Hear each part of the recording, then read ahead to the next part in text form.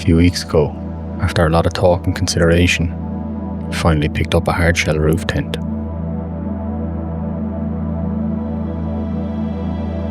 I collected it on Saturday the 23rd of May from Roof Tent Adventures in Cappoquin, County Waterford.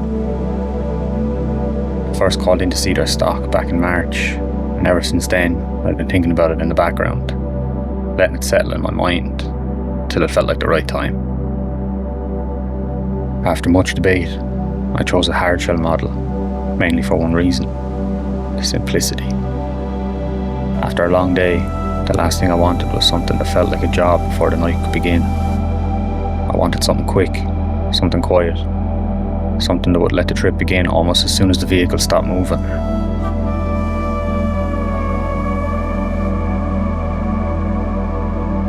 I also liked the idea of seeing the tent in person before it was fitted.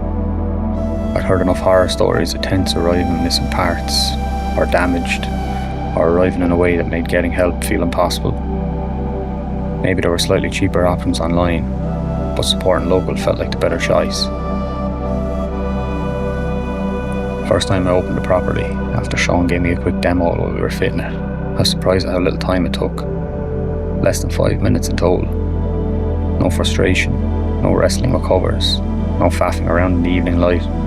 Just unlatch it, lift it on the hydraulic rams, lock out the porch, and you're done.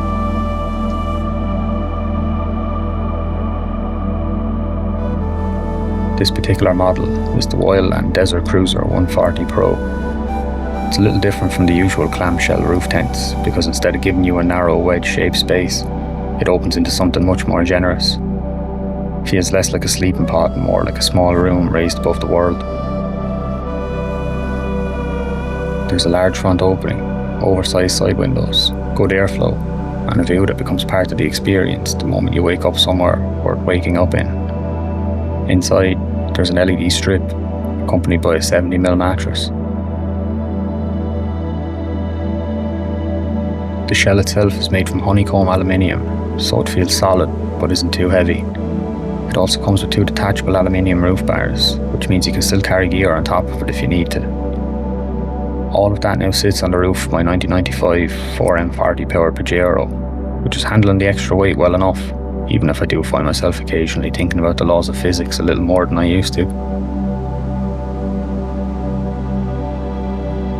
My first trip out came around on the June bank holiday weekend and headed into the Wicklow mountains on Friday evening. I've spent so much time there lately that I'm starting to feel like I should be paying rent. My first stop was Clonroach, where I met Sean in his Pajero. The wheels and tyres on mine used to be his, and that's the kind of detail that seems to follow these vehicles around, pass from one story to the next, carrying a little bit of their own history with them. After a quick catch up and a fuel stop, we pointed both jeeps towards Glenmalure. It's a place that had been sitting in the back of my mind for a while. There are old remnants of a disused mine up there. The whole area has a reputation for testing both the driver and the vehicle. We took the scenic route through Ferns, Carnew and Ockram, and it turned out to be exactly the right decision. As we arrived, the light was softening into golden hour, and everything looked calm in that way the countryside sometimes does when the day is beginning to let go. By the time we rolled into Glenmalure, the sun was lowering behind the hills as we dropped down into the valley. We stopped beside the old mines for a look around while we waited for Tiernan and Pip to arrive in the 80 series, and once they turned up, our crew for the night was complete.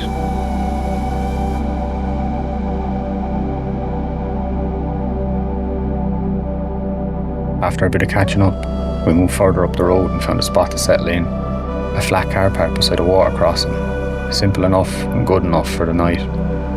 There were already a few groups around, so we were late enough arriving, but we still found our place. As the sun slipped away, the midges came out with a vengeance. For a while, they absolutely had us. Eventually, I lit the fire pit, we got food sorted, and the evening softened into kind of night these trips always seem to become. A few drinks became more than a few, and before long I was climbing into the tent for a solid night's sleep. Woke up to birds chirping, to cows in the field beside us, and to the sound of a lad from Dublin shouting at his border collie for trying to herd sheep. Soon enough, we were packed up and back on the road, heading for Lara to meet a group of Land Rover and 4x4 owners. From there, we crossed over to Sally Gap. By then, the weather had changed. Light rain and a bit of wind. But we were in the right vehicles for it, and it only gave the landscape a different kind of beauty. Wicklow has a way of doing that. It looks great in the sun, but it also looks beautifully wild in the rain.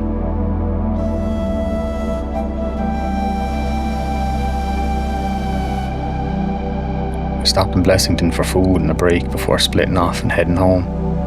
We had another event to follow on day, so rest wasn't really part of the plan. But for a first trip, I would consider it a great success. After those first few nights, I started noticing a couple of things about the setup. The roof bars I'd been using were ones I'd bought off Derek, and while they did the job, they weren't quite ideal for the way I was using the Pajero. Because of the slight slope of the roof line, they never sat completely level, which left some tight clearances, especially around the sunroof. At a friend of Fallen Friends event, I ended up chatting to another Pajero owner from Waterford who was running Nord-Drive roof bars. Straight away, I could see the difference. They felt better made, and more importantly, they were height adjustable. That made all the difference for getting everything sitting properly on the Pajero's roofline, so I didn't hesitate. Got a set ordered, and about a week later, with help from Dave, we got them fitted. Not long after that, I headed out again, this time a little closer to home. Spent the weekend on a secluded beach along the West Waterford coast. It was only my second trip with the tent, the first time bringing my partner along, so I was curious to see the whole setup would feel with two of us in the tent. We arrived, unpacked, and settled in. After that, I wandered off with the rod to try my luck at a bit of bass fishing, more in hope than expectation. Up above the campsite, there were some old ruins I'd known about for a while, so I went up for a look. It was the remains of an old house, roof gone long ago, sitting quietly above the coastline like something left behind by time. Back at camp, we cooked, ate, and watched the sun fall out over the water. No hurry, no noise. Just a soft evening and the kind of stillness that makes everything else feel far away. When night finally came, we climbed into the tent and settled in for the night. The next morning was the moment it all began to make sense. Waking up to waves breaking gently on the rocks below us, and looking straight out over the sea from the tent was hard to beat. It was calm, clear, and quiet. The tent was more than comfortable for the two of us, with enough space to stay for more than just one night without ever feeling cramped. That trip made one thing clear. The freedom a setup like this gives you is real. Once you've felt it, it's hard not to want more of it. I didn't buy this tent just to go camping in the usual sense. I bought it because I wanted to use it. I wanted something that made leaving easier, staying easier, and going further feel possible without much thought.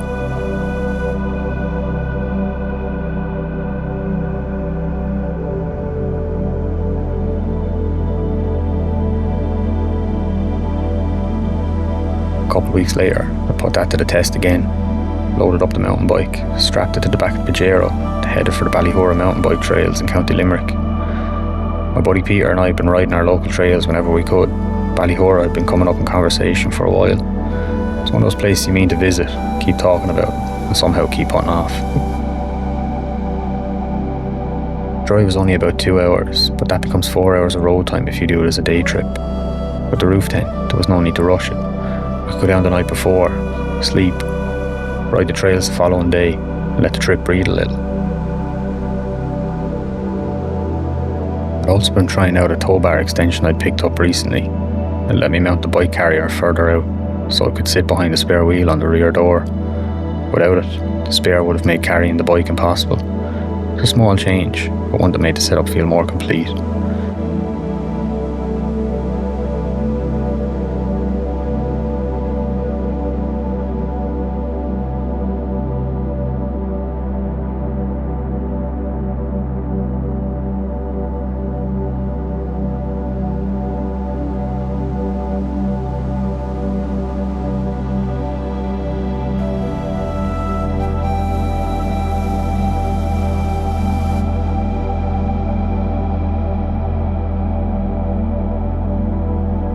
So after a few trips, a few nights, and a few miles of real use, the question became simple.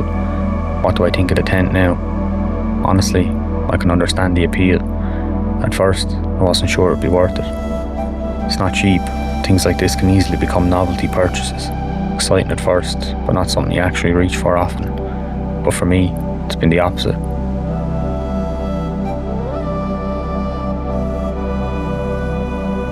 What it's really given me is flexibility. I don't have to plan in quite the same way anymore. I want to head somewhere, stay the night, and turn it into something more than just a drive. I can. Don't need to book ahead or make arrangements. I can just go. For the way I use the Pajero, road trips, off-road driving, weekends away, and now trips like this, the hardshell tent makes sense. Could I have bought a soft shell for less? Of course. And for plenty of people, that would be the better choice. But for me, it's the quick setup that matters. Being able to stop, open it in a couple of minutes, settle in, especially when the weather turns or the evening is already getting away from me. It's what makes it worthwhile. If it felt like effort every time, I know myself well enough to say I'd probably use it less. As for what comes next, there's still a few ideas floating around. The main one is picking up a freestanding awning, just a bit more living space, especially for weather trips. Somewhere to cook, sit, stay out of the wind without having to retreat straight into the tent. After that, it's really just about going out and using it more. Different places, longer trips. That's the part I'm looking forward to now.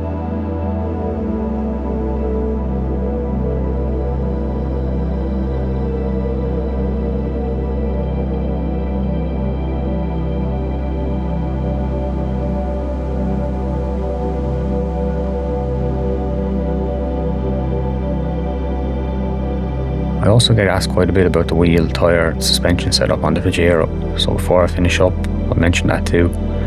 I'm running modular steels at 15x10 -35, wrapped in BF Goodrich mud terrains. They've been solid on-road and off-road, even if they're not doing my fuel economy any favours.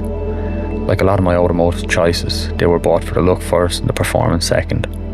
Suspension-wise, it's completely stock, apart from a set of shocks that replaced the original 30-plus-year-old ones.